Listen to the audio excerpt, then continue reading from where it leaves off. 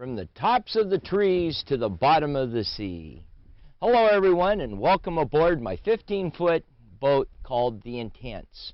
We're on a 1-mile track surveying a 90-foot area using 3 high-end digital type cameras.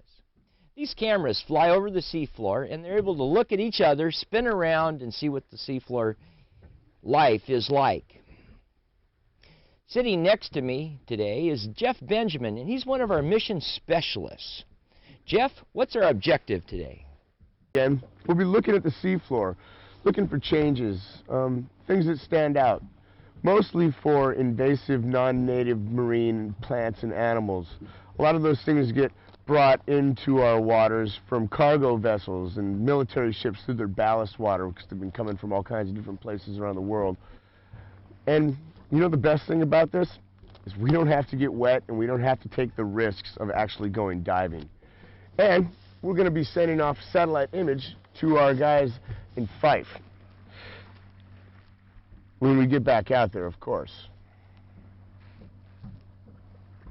So as we're working to get the information over the internet so the people that have the right knowledge can view it and understand what we're doing, we're getting ready now to just download this really exciting squid nest that we found in about 15 feet of water, and we are capturing it on our computer, getting ready to send it through the airways, as they'd say, this squid nest here, so that the scientists and the people involved in this project can be in their office, turn on the computer, and view in real time what we're seeing.